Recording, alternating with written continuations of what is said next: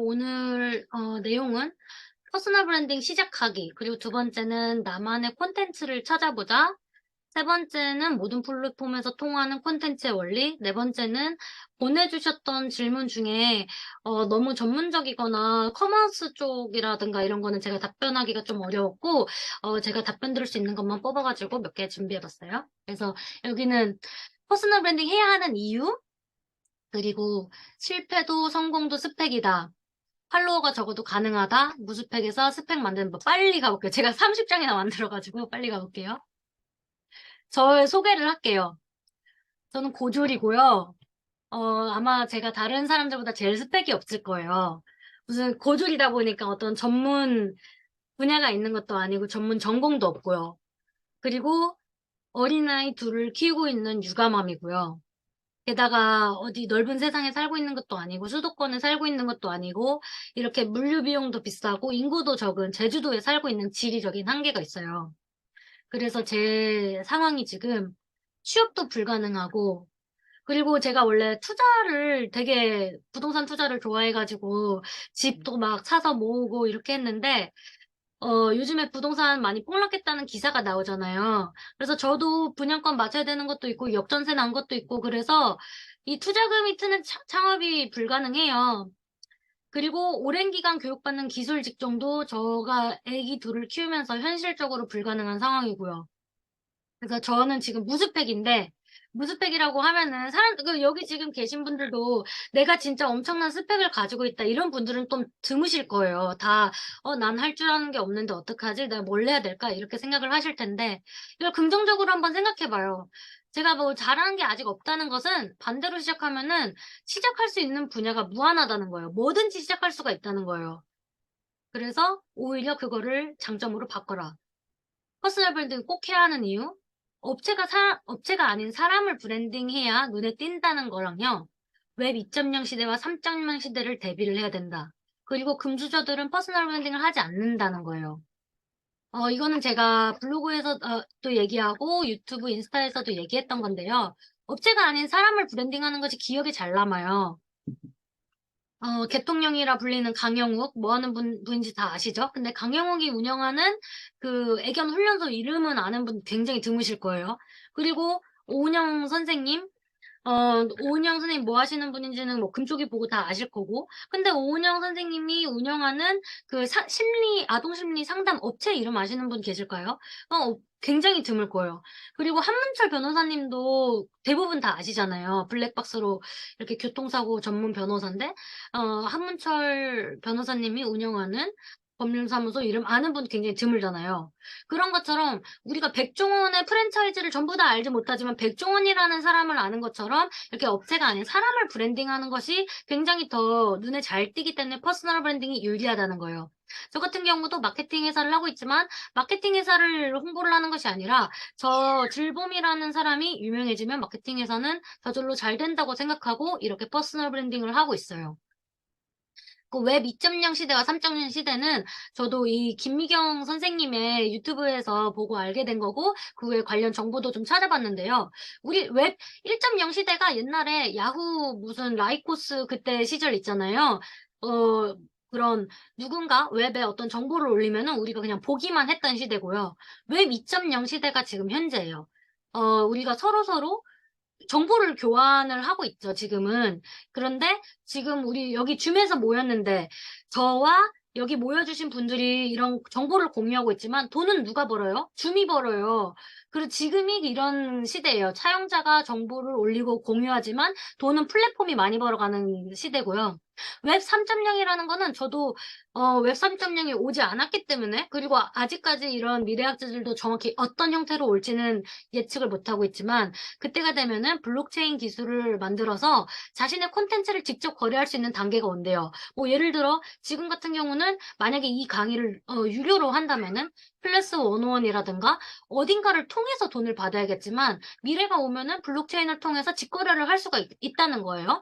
그래서 그때가 오면은 팔 물건이 있어야 되는데, 일단 웹 2.0 단계에 웹에서 생산할 수 있는 생산자들이 되어야지 웹 3.0에서 자기의 생산물을 파는 것도 가능해지는 거지. 웹 3.0 시대가 왔다고 해서 갑자기 이 콘텐츠 소비자였던 사람이 콘텐츠 생산자가 돼서 팔 수는 없다는 거예요. 그래서 우리는 웹 2.0 시대부터 이걸 미리 대비를 해야 된다는 거고요.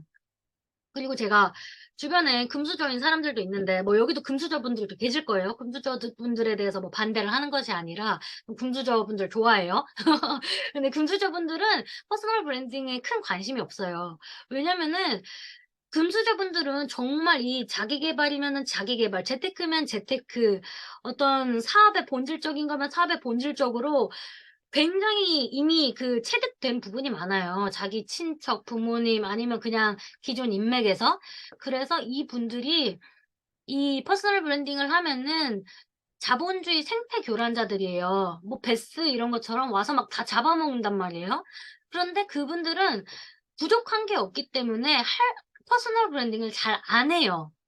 아예 이재용 같은 사람들처럼 자기가 기업의 얼굴이라서 그런 정말 큰 뜻을 가지고 하거나 아니면 빌 게이츠 재단에서 빌 게이츠가 유튜브 하는 것처럼 이 전 세계적으로 더 큰 뜻을 가지고 홍보하기 위함으로 하는 거지 그냥 돈 좀 벌어 보려고 퍼스널 브랜딩은 많이 안 하거든요. 그래서 상대적으로 저희 서민 중산층들한테 퍼스널 브랜딩을 비집고 들어갈 무한한 기회가 펼쳐져 있다는 거예요. 저는 그래서 오히려 이것이 기회라고 생각을 해요. 그리고 스펙이라고 하면은 다 뭐 요즘 많잖아요. 월 1,000도 있는데 요즘은 월 1,000도 약해졌는지 진짜 월 2,000, 월 3,000이 엄청 많아진 시대거든요. 그리고 뭐 많죠. 대기업 퇴사라든가 그 키워드들 있죠. 그런데 이 실패도 성공도 다 이 스펙이 된다는 거예요. 저도 마찬가지예요. 제가 엄청난 성공을 한 건 아니지만은 이제까지 살아온 인생 자체가 스토리텔링이 되는 상황이에요. 제가 20대 때 아끼고 모아 가지고 몇 천만 원 모아 가지고 반지하 전셋방에 살다가 서울 맞은편에 있던 서울 아파트를 아주 그 작은 15 평짜리 아파트를 산 것도 스토리텔링. 그다음에 2022 년에 엄청난 자산 폭락장이 있었는데 제가 그 자산 폭락도 좀 정말 이 몸으로 맞은 사람이에요. 그래서 나중에 시간이 지나면은 리먼 브라더스 때 이랬다, IMF 때 이랬다 이렇게 썰을 풀 수 있는 것처럼 저는 그 썰을 풀 수 있는 그 어떤 특징이 생겼죠. 그리고 이제까지 에어비앤비도 해 봤고 스마트 스토어도 해 봤고 유튜버도 해 봤고 지금 이렇게 새롭게 강의도 해 보고 있고요. 이런 것들이 사실 어느 거 하나 정말 대박을 터뜨려 가지고 인생을 바꿀 만큼 막 100억 벌고 한 그런 건 아니지만 다 스토리텔링이 되고 있다는 거예요.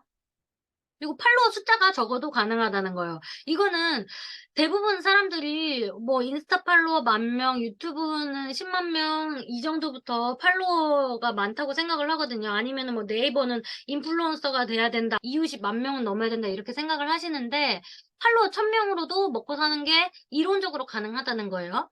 찐팬 1,000명이 10,000원짜리를 구매를 해 주면은 월 매출이 1,000,000원이 되는 거고 이 팔로워 1,000명도 너무 많게 느껴진다 이러면은 그 3분의 1인 333명이 월 20,000원짜리의 무엇을 사 주는데 이게 뭐 강의가 될 수도 있고 물품이 될 수도 있고 뭐가 될 수도 있고 근데 이게 마진 50% 짜리의 상품을 사 준다고 하면은 매달 하나를 사 주는 것만으로도 월 순수입 333만 원의 수익이 생긴다는 거예요.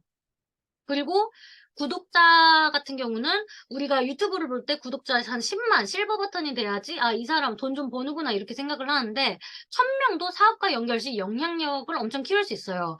그래서 제가 아는 케이스로는 구독자 1,000명인 고시원 원장님이 계신데 뭐 고시원 여기 지금 계신 분들 중에도 다 관심 있는 분야는 아닐 거예요. 근데 고시원을 기본적으로 창업하려고 하면은 한 2억 정도가 들어가요.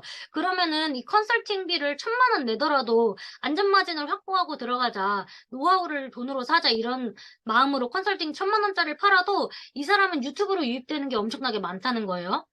그리고 저 같은 경우는 인스타 팔로우가 그렇게 많진 않아요. 유튜브는 예전에 다른 콘텐츠로 10,000명을 하긴 했지만은 인스타 팔로워가 2,000명이지만 저도 이 인스타에서 퀄리티가 좋은 쇼폼이라든가 정보 콘텐츠 그다음에 이렇게 강의를 하는 것들을 퍼스널 브랜딩해서 올리기 때문에 많은 다른 사업하시는 분들이 저한테 이런 대외적인 신뢰를 가지고 연락을 주세요. 그리고 구독자가 20 명밖에 안 되는 수학학원 유튜브가 있어요.